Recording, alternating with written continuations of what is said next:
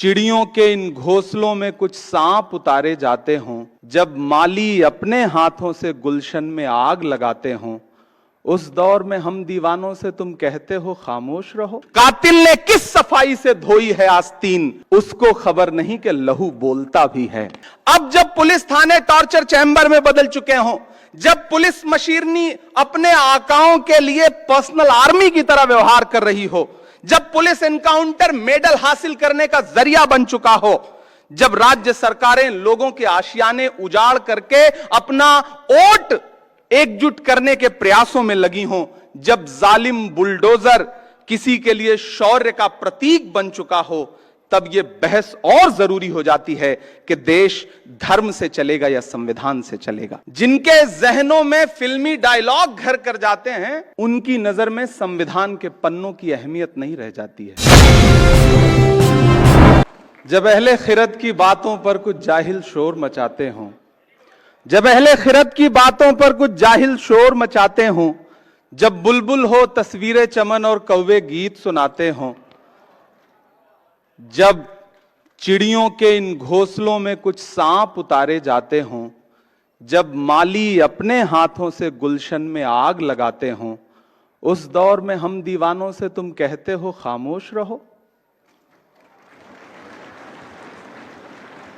महज कागज के पन्नों पर उकेरी गई कोरी भावनाएं नहीं, बल्कि सच्चाई, नैतिक मूल्यों और मौलिक अधिकारों की बारीकियों पर सैकड़ों बहसों के बाद अंगीकार की गई एक मुकद्दस किताब, भारत का संविधान, जो भारत को एक संप्रभु, समाजवादी, धर्मनिरपेक्ष, लोकतांत्रिक गणराज्य घोषित करता है।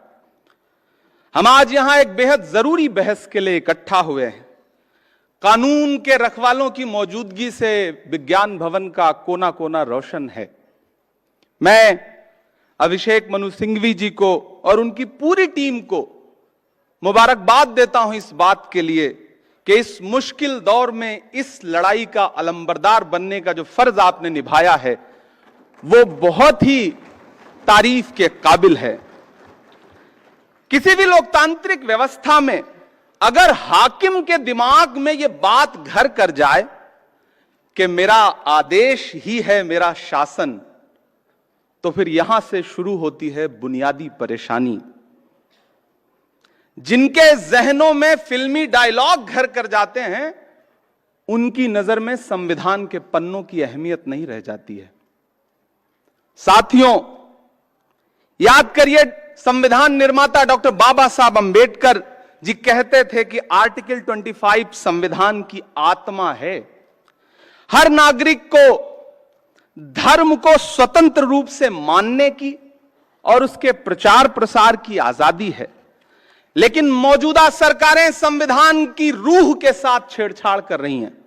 धर्मांतरण विरोधी कानून हो, लव जिहाद का कानून हो, सीए का कानून हो, वक्फ अमेंडमेंट एक्ट हो या फिर बुलडोजर का एक्शन हो, यह सिर्फ संविधान की रूह के साथ छेड़छाड़ नहीं, बल्कि डॉक्टर बाबा साहब अंबेडकर की आत्मा के साथ भी नाइंसाफी है।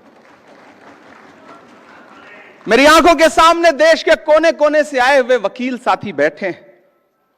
जिस सरकार में बैठे हुए लोगों को संविधान में निहित सेकुलरिज्म और सोशलिज्म जैसा शब्द नासूर लगता हो, और सिर्फ लगता ना हो बल्कि इसको पब्लिकली कहने की हिम्मत भी जुटा ले रहे हों, तब फिर समझ लीजिए कि खतरे बहुत बड़े हैं।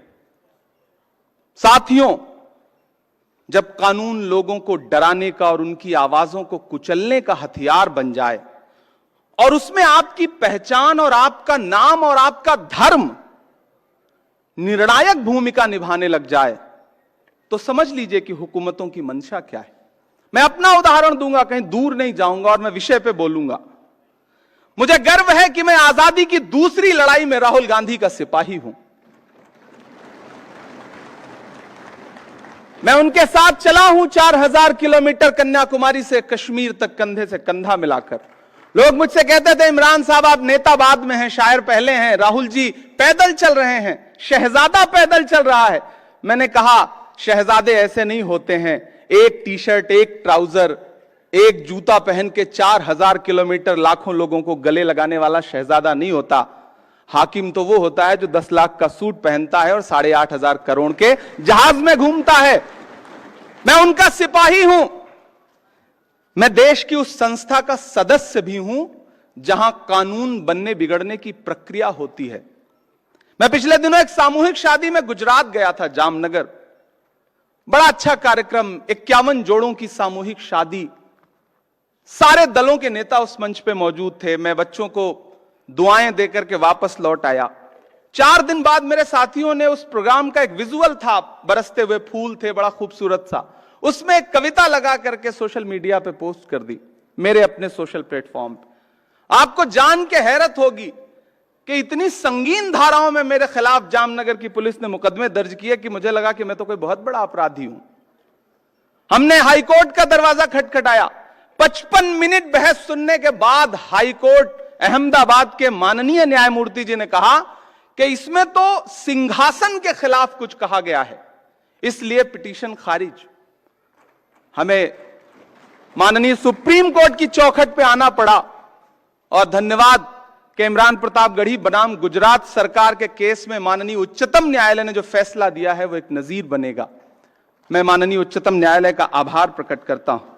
साथियों, माननीय उच्चतम न्यायालय ने एसआर बोम्मई भारत बनाम भारत सरकार के आदेश में भी ये कहा था कि धर्मनिरपेक्षता संविधान की मूल संरचना में निहित है, उसे बदला नहीं जा सकता।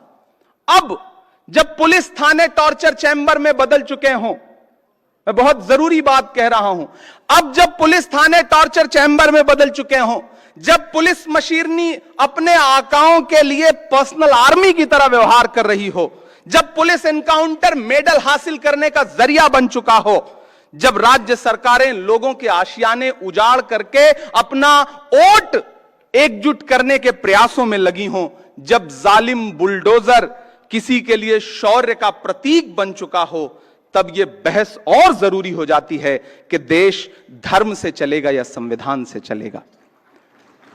साथियों, मैं अंत में आपसे बस इतना कहना चाहता हूं, कोई लंबी तकरीर नहीं, कि मौजूदा हाकिम के काम करने का तरीका बड़ा अलग है। पहले वो अपने कारिंदों के जरिए दुष्प्रचार करवाते हैं, फिर खुद बाहर निकल करके उन्हीं चीजों पर उनकी विशेषताओं का बखान करते हैं। आप कैसे भूल सकते हैं कि दशकों से देश की संसद की महत्ता को कोसने वाली पार्टी के प्रधानमंत्री बनकर 2014 में जब नरेंद्र मोदी जी देश की संसद में पहुंचे थे तो सबसे पहले उन्होंने देश की संसद की सीढ़ियों पे मत्था टेका था। याद है आप सबको वो मंजर? और उस मत्था टेकने का अंजाम क्या हुआ कि महज 10 साल के अंदर उन्हीं सीढ़ियों से बनी हुई संसद को बदल दिया उन्होंने। पुरानी संसद बदल के नई संसद कर दी। इस बार उन्होंने संविधान को मत्था टेका है, तो खतरा बढ़ गया है। सतर्क रहिए, जागरूक रहिए, संविधान को बचाइए, और सिर्फ बचाइए ही नहीं, हाकिम की चालाकियों को बेनकाब भी करते रहिए। कातिल ने किस सफाई से धोई है आस्तीन, कातिल ने किस सफाई से धोई है आस्तीन, उसको खबर नहीं कि लहू बोलता भी है। बहुत शुक्रिया। एक बार पुनः अभिषेक मनु सिंघवी जी को एक शानदार कार्यक्रम के लिए बधाई, और पूरे देश के कोने कोने से आए हुए न्याय के रखवालों को बहुत आभार, बहुत दुआएं, बहुत मुबारकबाद। शुक्रिया।